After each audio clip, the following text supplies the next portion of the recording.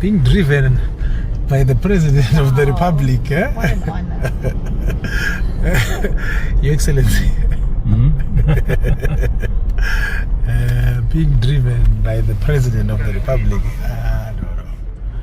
God is the greatest. Days after President Ruto's daughter got married, this man was in his passenger seat, being driven around an 100-acre private farm. Months earlier, a king in a completely different country personally made him a citizen and added him a diplomatic passport. Zimbabwe's president, a king in Eswatini, now Kenyan State House. The same man, turning up again and again next to the people who run this continent. Who is this man? A lot of people have asked that question. Honestly, I was one of them. That is Wicknell Chivayo, a controversial businessman, an ex-convict. His first fraud conviction actually came out of an illegal forex deal that went wrong. And depending on who you ask, a philanthropist. Stick with me, because we are going to dig into why a foreign businessman with a documented criminal past and a controversial government contract history appears to enjoy this level of access to the Kenyan presidency. Why he keeps standing up next to African presidents, and what people like former Attorney General Justin Muturi and activist Boniface Mwangi had to say about him.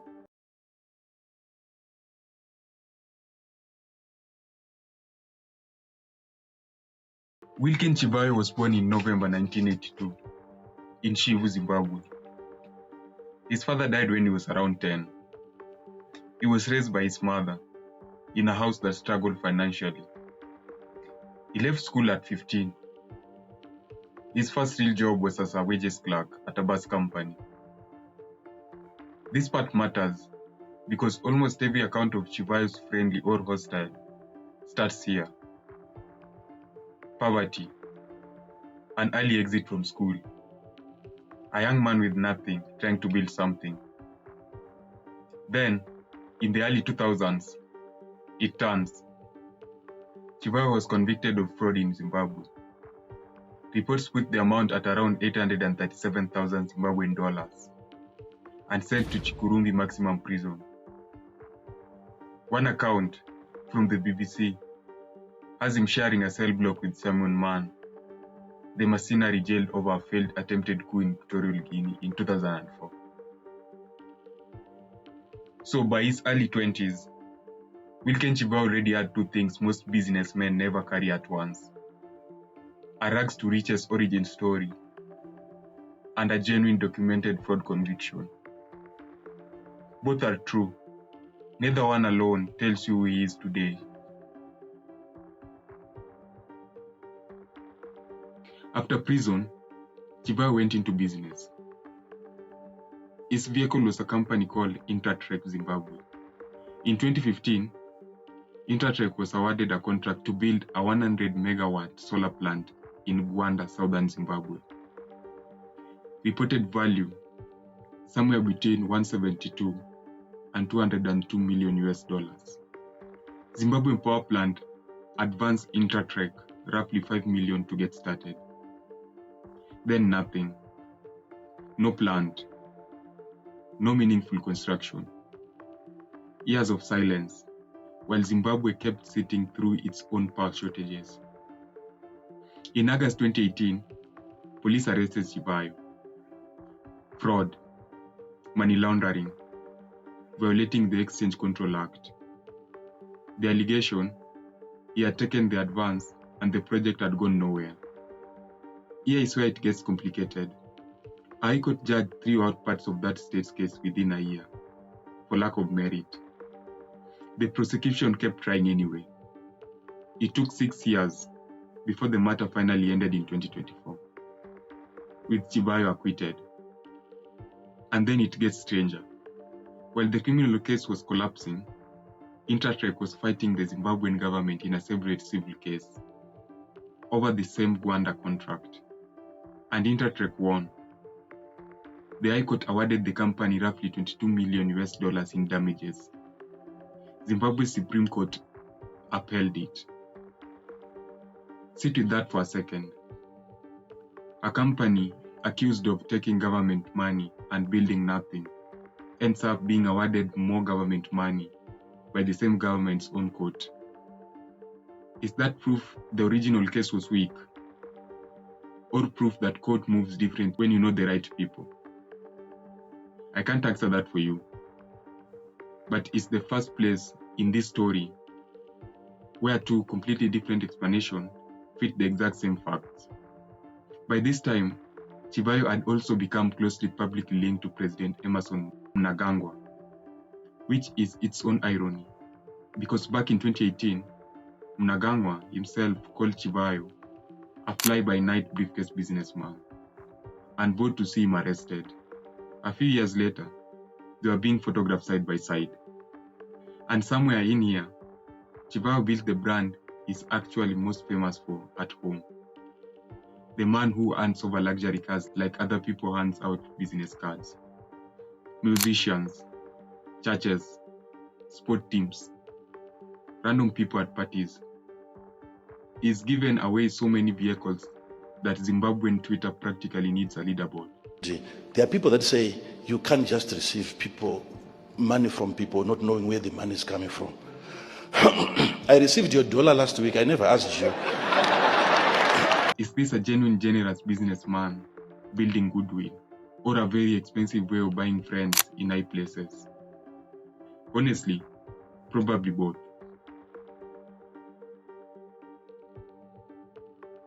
Now, here's the part of Chivayo's story that should matter to anyone thinking about elections, as we will get to Kenyans own. Ahead of Zimbabwe's 2023 general election, the Zimbabwe Electoral Commission bought its election material, biometric voter kits, ballot printing, polling equipment, through a South African firm called Renform. Investigators later reported Renform received more than 1 billion rand from Zimbabwean government for that contract, and that more than 800 million rand of it was subsequently moved into companies and accounts linked to Chivayo. The pricing raised eyebrows on its own. A server invoiced at around 23 million rand, when a comparable server reportedly cost 90,000 rand. Portable toilets billed close to 68,000 rand for toilets. Then leaked audio surfaced. Voice notes attributed to Chivayo, allegedly discussing how proceeds from that deal would be split. This is where you should slow down, because two things are both true at once, and most coverage only gives you one of them. Thing 1. In December 2025, Zimbabwe's Anti-Corruption Commission announced it had found no evidence directly linking Chivayo to the fraud in ZEC deal. No contract tying him to it. Case officially closed on their end. Thing 2. Reporting out of Zimbabwe in January 2026 indicated South Africa's own investigators, the Hawks, were reportedly still examining the financial flows connected to Renform and company leaks to Chivayo, even after Zak moved on. So, cleared at home, reportedly still under scrutiny abroad. Chivayo himself has consistently denied wrongdoing. No contract with ZEC, no direct role supplying materials. The leaked audio misleading. His former associate in this deal, Mike Chimombe and Moses Mbofu, later turned on him publicly, though they themselves ended up facing separate fraud allegations over unrelated government livestock scheme. Chivayo has pointed to that as proof his accusers aren't exactly reliable narrators. Nobody has been convicted of anything in this story, but an election was run on materials that allegedly cost multiple of their real price. And the man whose name kept surfacing in the money trail walked away clean on paper. Keep that shape in your head. You're going to see it again. By 2025, Chivayo had stopped being a Zimbabwean story. In Eswatini, King Mswati III personally granted him citizenship. and a diplomatic passport. Days later, Chivayo pledged a 300 megawatt, roughly $163 million solar project to the kingdom. Access first, investment pledge second. Zambia's Electoral Commission cancelled a $14 million contract with Renform, the same printing firm from Zimbabwe's election scandal, once that controversy spread. In Namibia, opposition supporters marched over a Renform-linked firm, winning a ballot paper tender there too. He has also been photographed with Zambia's Hakainde Hichilema and Tanzania's Samia Suluhu, and reportedly moved in Nigerian's political circle as well. Notice the shape of it. Access to power opens the door to infrastructure or energy contract, which produces wealth, some of which flows back as gifts, donations, and goodwill, which buys more access. That's not proof of a crime anywhere. But as a pattern, across 6 countries in under 3 years, it's hard to look away. And in 2025, that pattern arrived in Kenya. January 2026, Sagana State Lodge, Nyeri County. Wicknell Chivayo meets President William Ruto and Deputy President Kithure Kindiki. Photos from that meeting circulate. Chivayo relaxed, at ease, exactly where you wouldn't expect a foreign businessman with his history to be. March 2026, he's reportedly back, this time at State House Nairobi itself. June 2026, he turns up at the newly built Wajir State Lodge, telling reporters he's discussing what he calls a multi-billion investment project with the president: renewable energy, geothermal, hydropower, and gas to power. August 2026, he's driving around a 900-acre farm in Kilgoris with Ruto at the wheel, fresh from attending the president's daughter's wedding. 4 visible touchpoints with the presidency in 8 months. That's not a man who got lucky with one meeting. That's a relationship. Here is the detail that made the former Attorney General stand up and start asking questions in public. Justin Muturi pointed out that Chivayo repeatedly enters Kenya through Eldoret International Airport, a few kilometers from President Ruto's home in Sugoi. Not JKIA, not Wilson, Eldoret. Muturi's question was simple. Whenever he comes to Kenya, he passes through Eldoret. What is President Ruto doing with this man? Jamaa anaitwa Wicknell Chivayo. Kikubwa hivi. This man is a convicted fraudster kwa mambo ya kusupply electro materials in South Africa, in Namibia. Kila akija huku Kenya anapitia Eldoret Airport. We must begin to ask, what is it that they do with William Ruto? Most of us can't get a matatu conductor to remember our stage. This man has a personal relationship with the entire airport. Now, 2 things surfaced around the same time that deserve mention. But honestly, not much more than that. Because they are allegations, not established facts. In February 2026, activist Boniface Mwangi raised questions about Chivayo's appearing on list of foreign granted citizenships. A Kenyan passport for a Zimbabwean businessman with his history, with no clear public account on how he was vetted. Mwangi has also floated more explosive claims, money tied to Sudanese gold, questions about what moves on Chivayo's private jet, suggestions he could have some role near Kenya's election infrastructure ahead of 2027. That guy is what we call the president's banker. Ni jambo kuja na jet collect $2 kwenda kubankia marais. Ukiona kuna marais, kazi yake ulijuaje hivyo? Yeye ni jambo kufanya money laundering na kuficha mapesa. How do you know? To be clear, none of that has been independently established. It's allegation from one of Chivayo's most vocal critics. It belongs in this video only so you know it's part of noise around him, not because it can be confirmed. What is more concrete and more recently contested is JKIA.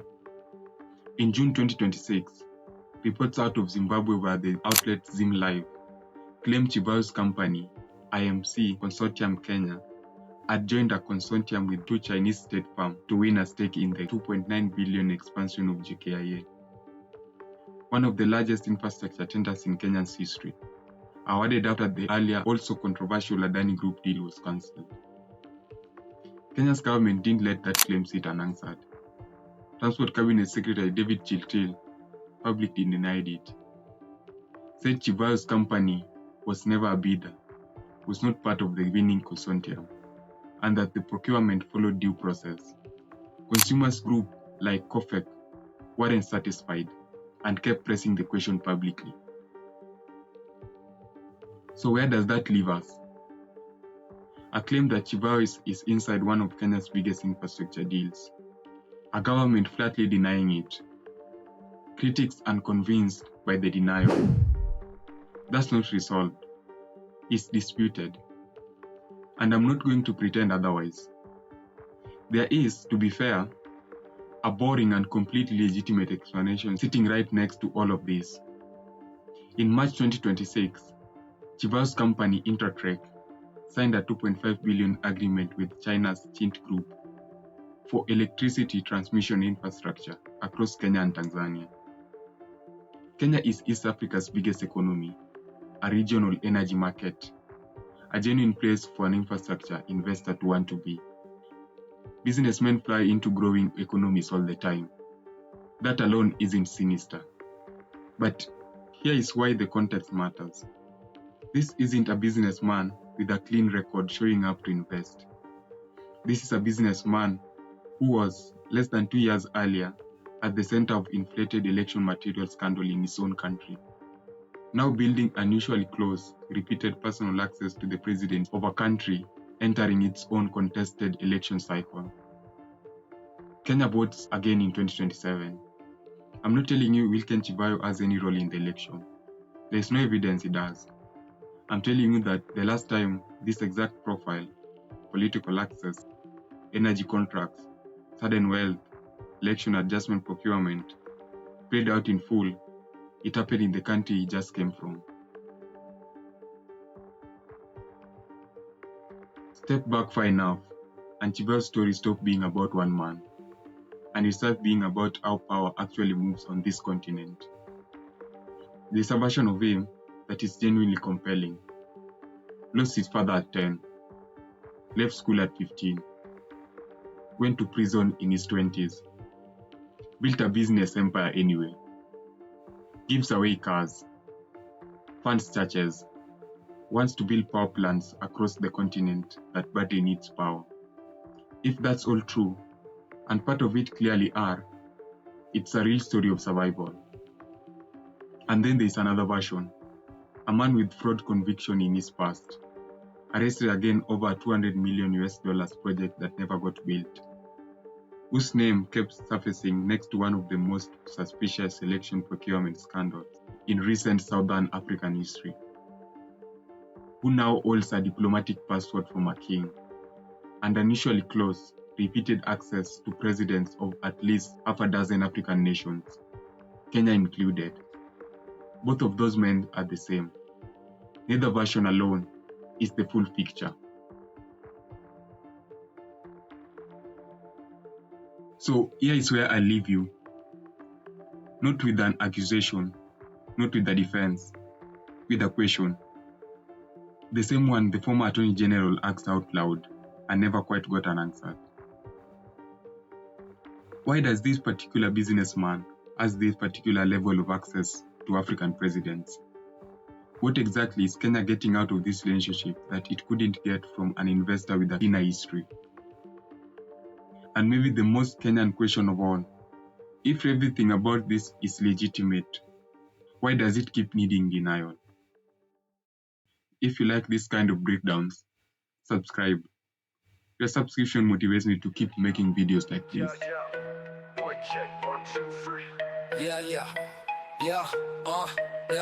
Mic check, 1, 2, 3. Final countdown, no time to breathe. Get your mind ready, your rhymes better be on to to the teeth to be defeated by he.